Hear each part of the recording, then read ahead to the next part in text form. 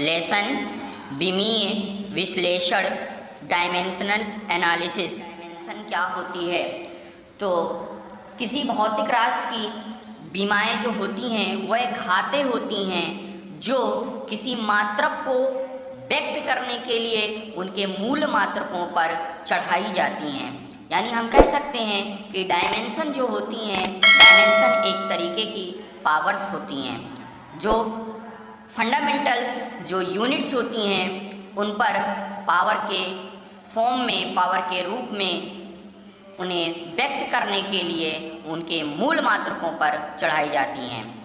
यानी हम पहले आपको पढ़ा चुके हैं कि जो मूल राशियां होती हैं वह 7 होती हैं, तो फिर इनकी जो विमाएँ होंगी, यानी अगर हम ये कहें कि मूल राशियों को प्रदर्शित करने के लिए जो विमाएँ होंगी तो मेनली यानी मुख्य रूप से वो भी 7 तरीके से प्रदर्शित की जा सकती हैं। तो वो किस प्रकार हैं ये हम देखेंगे। तो यहाँ पर देखिए कि द्रव्यमान की अगर हम विमा लिखते हैं, यानी द्रव्यमान को अगर विमा के रूप में लिखा जाए तो कैसे लिखा जाएगा, तो यहाँ पर हमने कैपिटल M में लिखा है और ये जो एक ब्रैकेट है इसको स्क्वायर ब्रैकेट कहते हैं। तो जब तक आप ये ब्रैकेट नहीं लगाएंगे तब तक ये विमा पूर्ण रूप से नहीं प्रदर्शित होगी। लंबाई को L से, समय को T से, वैद्युत धारा को कैपिटल A से, ताप को K से, ज्योति तीव्रता को CD से और पदार्थ की मात्रा को मोल से प्रदर्शित किया जाता है। अब देखिए यहाँ पर जो हमने ताप लिखा है, यहाँ पर कुछ किताबों में थीटा से भी प्रदर्शित किया गया है, तो ये आप ध्यान रखिएगा। इसके बाद विमीय सूत्र क्या होता है, तो विमीय सूत्र के बारे में हम पढ़ेंगे अब कि किसी भौतिक राशि का विमीय सूत्र एक प्रकार का व्यंजक होता है जो यह प्रदर्शित करता है कि उस भौतिक राशि में किस मूल राशि की कितनी विमाएँ हैं। यानी हम यह कह सकते हैं कि जो विमीय सूत्र है एक प्रकार का ऐसा व्यंजक है जिसमें मूल राशियां सम्मिलित होंगी और उन मूल राशियों की विमाएँ कितनी होंगी, यह विमीय सूत्र के द्वारा प्रदर्शित किया जाता है। जैसा कि हम यहाँ पर आयतन का अगर हम विमीय सूत्र लिखें, तो आयतन का जब हम विमीय सूत्र लिखेंगे तो किस प्रकार लिखा जाएगा, तो देखिए हमने यहाँ पर 3 मूल राशियाँ ली हैं, एक हमने द्रव्यमान, दूसरी लंबाई और तीसरी हमने ताप ली है। तो हमें पता है कि आयतन बराबर लंबाई गुणे चौड़ाई गुणे ऊंचाई होता है। आयतन को जब हम लिखते हैं तो उसमें ना तो द्रव्यमान लिखते हैं ना तो हम समय लिखते हैं, सिर्फ और सिर्फ लंबाई हम लिखते हैं, यानी जो लंबाई चौड़ाई और ऊंचाई लिखते हैं। तो यहाँ पे चौड़ाई और ऊंचाई भी लंबाई के फॉर्म में ही है, लेंथ के फॉर्म में ही है।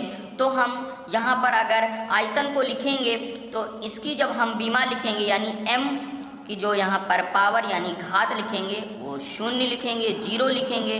लेकिन लंबाई गुणे चौड़ाई गुणे ऊंचाई होता है, तो यानी लंबाई को अभी हमने बताया कि L से लिखते हैं उसकी विमा, तो L की पावर यहाँ 3 हो जाएगी, यानी L की घात 3 हो जाएगी और समय की घात यहाँ 0 हो जाएगी। इसी प्रकार हम बल को लिख सकते हैं, तो बल की जो विमा हम लिखेंगे वो mLt-2 लिखते हैं। तो यहाँ पर देखिए द्रव्यमान में घात कितनी है, 1 है, लंबाई में घात कितनी है, 2 है, और ताप में समय में यहाँ पर जो घात है वो -2 है और यहाँ पर समय में जो घात है वो 0 है।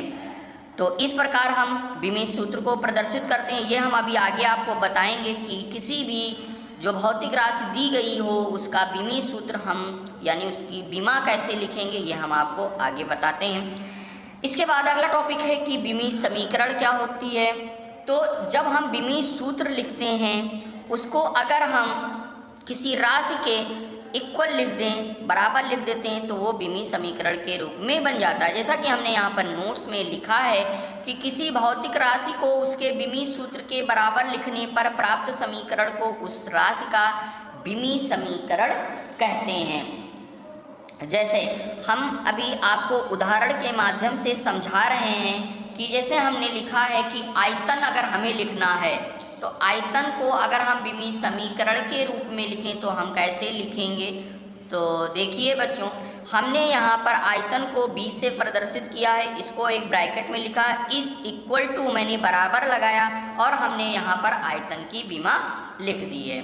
जब हम विमा लिखते हैं, जैसे आयतन की विमा अगर हम लिखें तो मेनली आयतन की विमा अगर हम प्रदर्शित करें तो L की घात 3 लिख सकते हैं ब्रैकेट में, लेकिन जो फंडामेंटल क्वांटिटीज होती हैं, जो मूल राशियां होती हैं, हम उनके फॉर्म में लिखेंगे।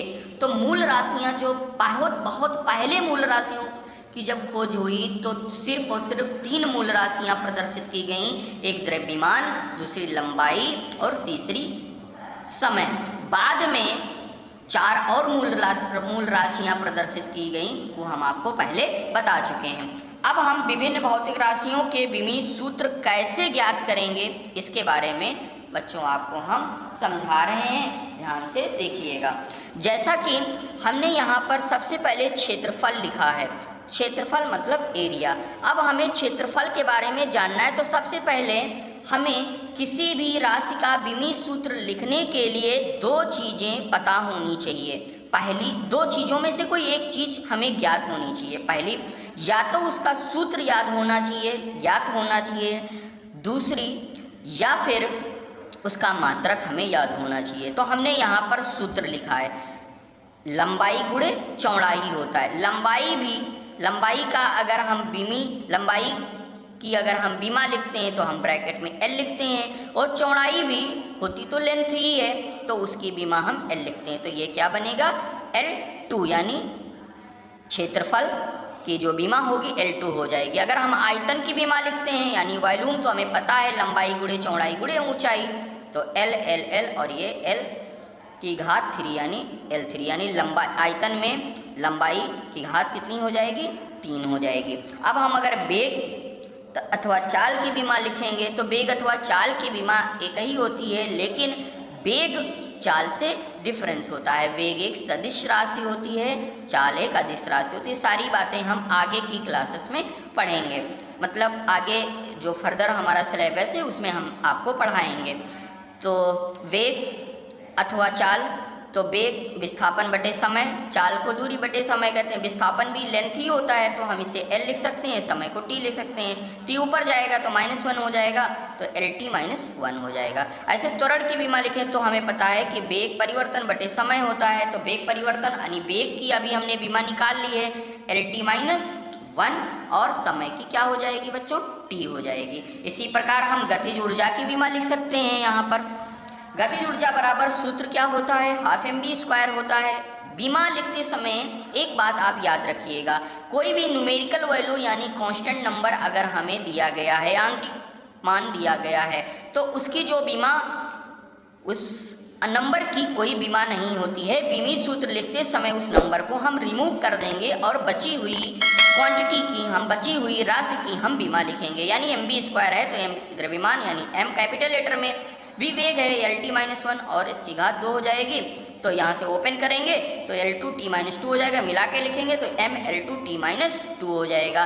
कार्य की विमा लिखते हैं तो बल गुणे विस्थापन होता है, बल की विमा MLT -2 और विस्थापन की विमा L होती है, तो ML2 T -2। एक बात बच्चों यहाँ ध्यान रखिएगा कि ऊर्जा कोई भी हो उसकी विमा जो होती है वो ML2 T -2 ही होती है।